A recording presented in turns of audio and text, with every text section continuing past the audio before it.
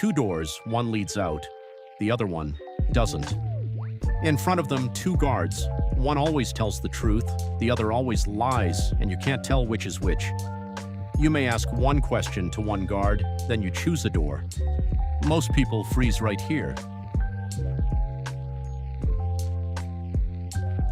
There's a single question that cracks this open, every time.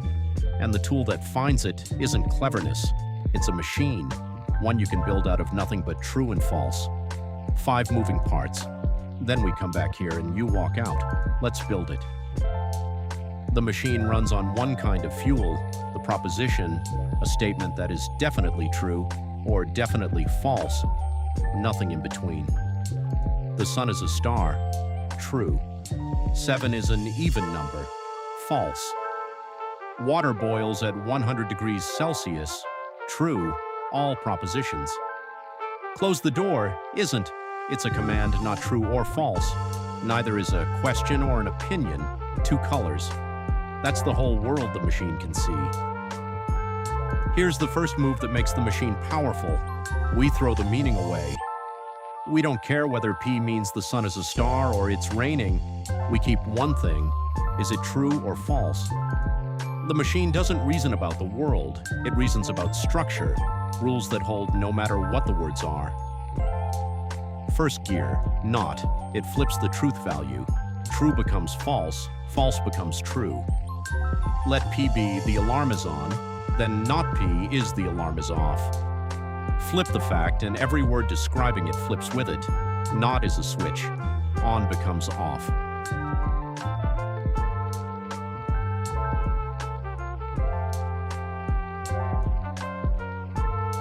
And. True only when both are true. 2 switches in a row, the current only gets through if both are closed. You have a ticket and you have ID. Ticket but no ID, you don't board. ID but no ticket, you don't board. Miss either one and you are not getting on the plane. 1 green cell in the whole column, and is demanding. Or.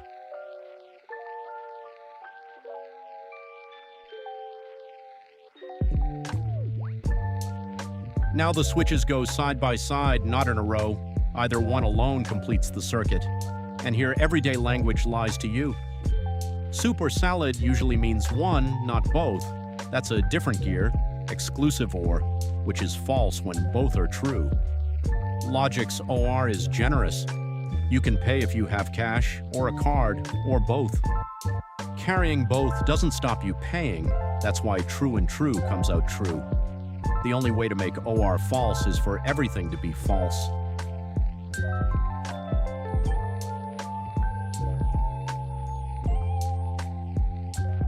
If, then. This one bends brains, so watch. Think of if P, then Q as a promise. If P happens, Q follows. Finish your homework and you get ice cream. Homework done, ice cream delivered. Promise kept. True. Homework done, no ice cream.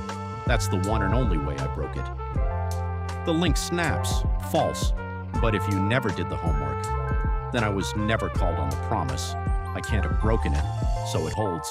True. Even if you got ice cream anyway. That's the strange one. When P is false, the whole implication is true no matter what. Logicians call it vacuously true. Only one row breaks it. The front is true and the back is false. Everything else, true.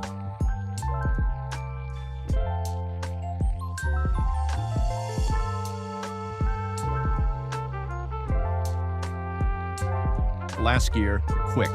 If and only if. True when P and Q agree. The switch is up and the light is on, correct. Switch down, light off, also correct. Anything else means something's faulty, both true or both false, an equal sign for truth. That's the whole gear set, 5 operators. Now let's run the machine.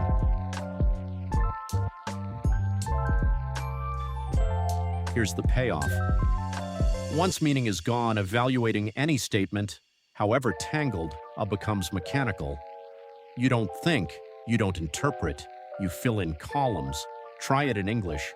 Either it isn't raining, or it is, and you're covered. That's you staying dry. And look, raining, no umbrella. That's the one row you get soaked. The table found it for us. This is where logic stops being philosophy and becomes something a machine could do. Some statements come out true in every row. It's raining or it's not. Tautologies, true by pure structure. Others are false in every row. It's raining and it's not. Contradictions, impossible by structure. A tautology is a fact you can prove without knowing a single thing about the world. That's power, and we're about to spend it. Time to run it. Picture an island where every person is a knight, always truthful, or a knave, always lying. A says, "We are both knaves." Who's who? Suppose A is a knight. Then the statement is true, both are knaves. But that makes A a knight who is a knave. Contradiction, impossible. So A is a knave, which makes the statement false. So it's not true that both are knaves, but A is one, so B must be the knight. We didn't guess. We derived it.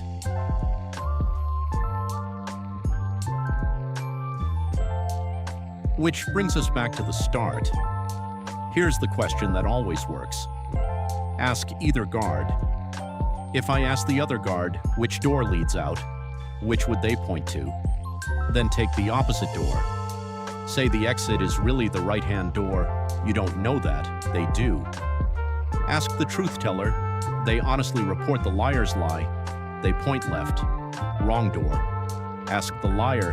They lie about the truth teller's honest answer. They point left. Wrong door. Every path holds exactly one lie. One lie is one not. So both guards point at the same wrong door, and you walk through the other one. One bonus rule, free. Push a not inside a bracket, and it flips the gear it lands on, and becomes or. Not both is the same as neither one. 5 gears, 1 machine, and it just walked you out of a room that stops most people cold. But the machine isn't all-powerful. It can't even say all or some. For that, you need its bigger sibling, predicate logic. And one kind of sentence breaks it completely. This sentence is false. If it's true, it's false. If it's false, it's true. No row of any truth table can hold it. That crack, that tiny loop of self-reference, is where, in 1931, a man named Gödel proved something devastating about the limits of all logic and mathematics. But that is the next video. The machine that runs the world has a flaw built into its foundations. See you next time.